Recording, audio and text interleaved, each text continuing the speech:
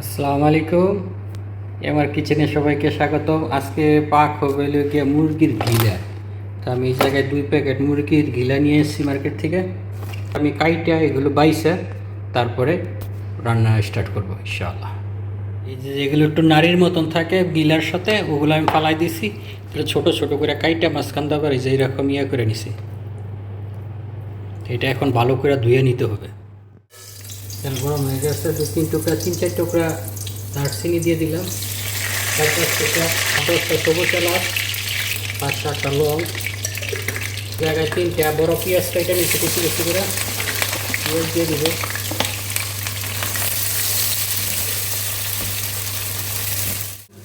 লেবু 3টা আমি একটু চাকুর আগা দিয়ে একটু ছিদ্র করে নিছি, যাতে এটার ভিতরে মশলাটা ঢুকে ভালো একটা ঘ্রাণ আসে শুকনো লেবু দিলে। আর একটু বাদামি হবে, তারপরে আমি আদা রসুন পেস্ট দিয়ে দেব। পেঁয়াজ বাদামি রঙের হয়ে গেছে, তো আমি এখন 2 চামচ আদা রসুন পেস্ট দিয়ে দিব।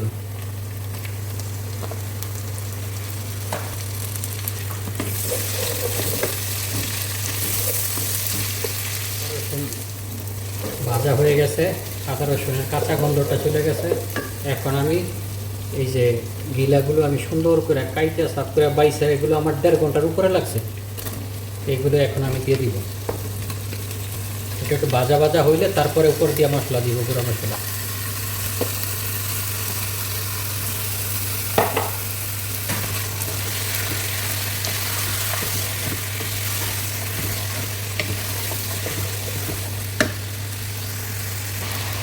আমার এটা একদম ভুনা হয়ে গেছে, পানি শুকিয়ে গেছে।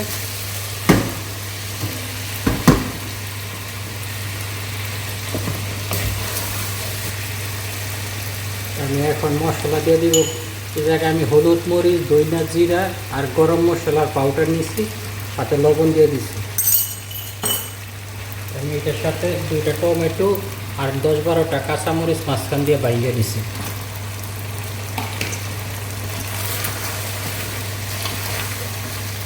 হালকা গরম পানি দিয়ে আমি এটা ভুনা করার জন্য হালকা গরম পানি দিয়ে দিব।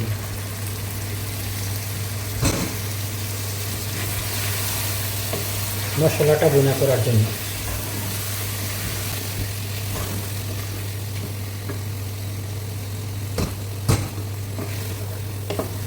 মশলাটা ভুনা হয়ে যাবে আর টমেটোটা গলে যাবে।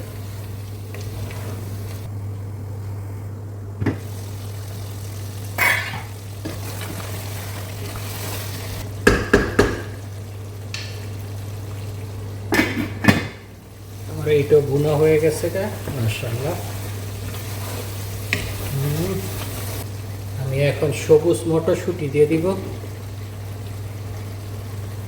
200-250 গ্রাম হবে এই জায়গায়।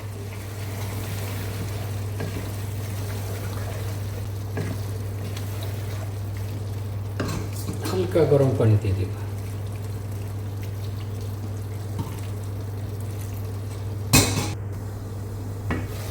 মাশাআল্লাহ,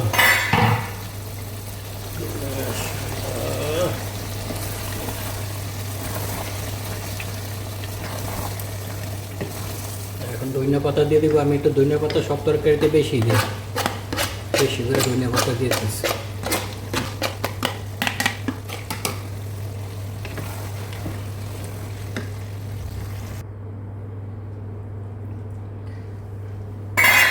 মাশাআল্লাহ, হয়ে গেল আমার মুরগির গিলা বোনা, ফার্স্ট ক্লাস হয়েছে। আমি একটু বাইরে দেখাই। আল্লাহু আকবার। এটা আমি রুটি দিয়ে খাবো, রুটি দিয়ে, আপনি পরোটা দিয়ে, ভাত দিয়ে, যেই কিছু দিয়ে খেতে পারেন। অনেক সুস্বাদু হয়েছে। ধন্যবাদ সবাইকে, ভালো থাকবেন, বাসায় বানায় খাওয়ার চেষ্টা করবেন ইনশাআল্লাহ। আসসালামু আলাইকুম।